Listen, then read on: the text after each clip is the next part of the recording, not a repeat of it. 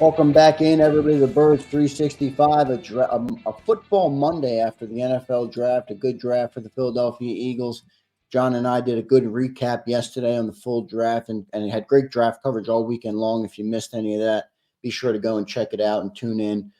John, we didn't get a chance to talk about the undrafted guys. We've talked about that it was a smaller class because of the way how many prospects there were, and Eagles put an emphasis on futures contracts because of it.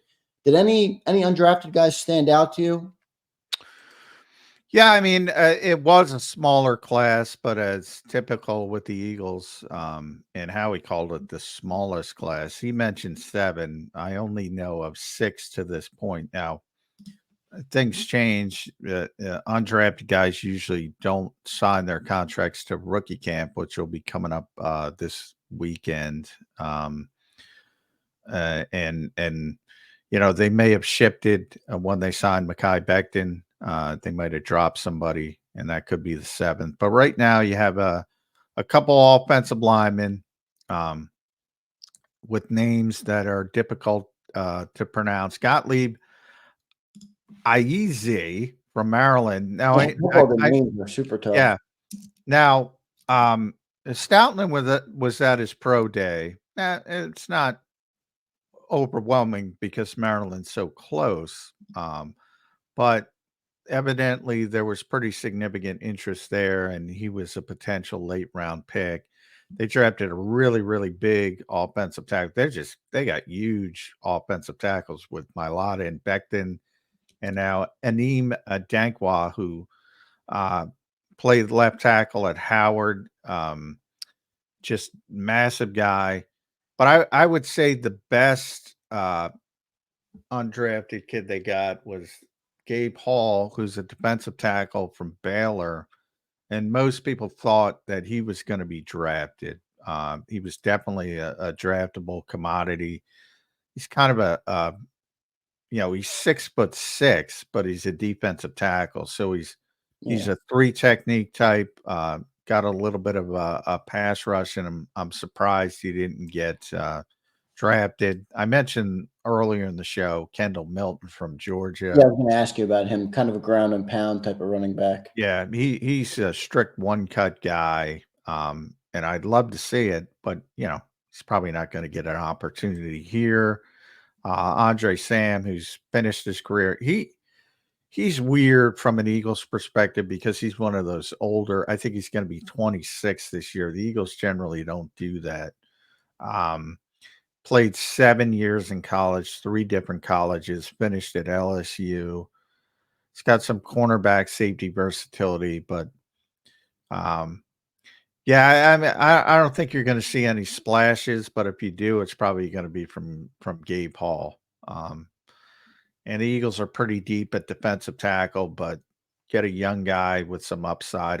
I guarantee he'll be around for the practice squad if he gets through waivers at the end of camp. But he's also got, I always say NFL GMs tend to keep at least one undrafted free agent at the bare minimum because they like to say, hey, look at me. I found this guy.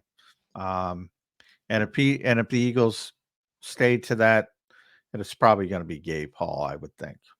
So he's the best chance. How about, what do you know about McCallan Castles, tight end out of Tennessee? He's 6'4", 244. So yeah, I should have mentioned him as well. A lot of people had him as a draftable grade. Typical Eagles tight end in the fact that he's 6'5", I think, but he's not even 240 pounds. So he's not a blocker.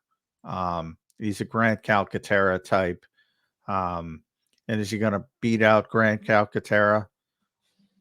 It's probably an uphill battle. So definitely a practice squad guy, though. Another one some thought would go in the 6th or 7th round. But strictly a flex tight end. You're not going to get much blocking out of a 235-pound guy. So the Eagles need a backup tight end. It might be CJ Uzomah as a veteran, but that's obviously short term. And they prefer Grant Calcaterra to start showing a little bit more, and everybody forgets about Albert O is here. So difficult numbers game. Noah Tungia is still here. So a lot of bodies at tight end. Yeah, pretty good stuff. And one more question. We have Devin Jackson in the green room.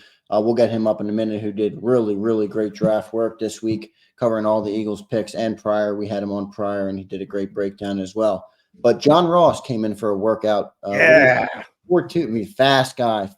Is any chance he has makes the roster, or is it? I would be stunned if he's coming out for a tryout at rookie camp. Boy, John Ross, 2017, I think, was when he got drafted. I have to look that up, but yeah, former first round pick. I'm not sure if it was 2017. Yeah, he was another one. Howie's been that way. The Eagles liked him in that pre-draft process. I remember he ended up going way too high. He's a top 10 pick. I He was forget. 9th overall in the 2017 draft. Yeah. And he set the combine record, which ironically just got broken this year for By Xavier 40 Worthy. by Xavier Worthy. Really fast guy. Yeah, I wouldn't expect much out of John Ross. It's interesting. He's coming to the Eagles for a tryout. I just saw Jarvis Landry's going to the Jaguars for a tryout. The Eagles did lose Quez Watkins, and everyone says Quez could run. And as you heard Nick Sirianni say up teen times, that's meaningful to just to be able to open the field for A.J. Brown, Devontae Smith. But, I don't think he's going to be that. I would be shocked if the Eagles even brought him in. Enter Anias Smith, draft pick by the Eagles this year, who could fill. Yeah, Anias is like a 4 or 5 guy, though. He doesn't have that kind of speed, but good slot receiver, good manufacturer, touch player, potential returner.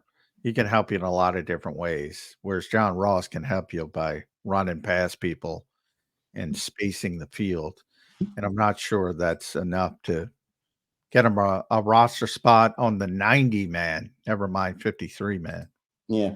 All right. Devin Jackson coming up next from the Philadelphia Inquirer. Thanks everybody for tuning in and keeping it locked in on Birds 365. Great draft breakdowns by Devin Jackson all weekend long. And we'll get him up next right after the break to give it to you guys here on Birds 365. So stay tuned. We'll be right back after the break.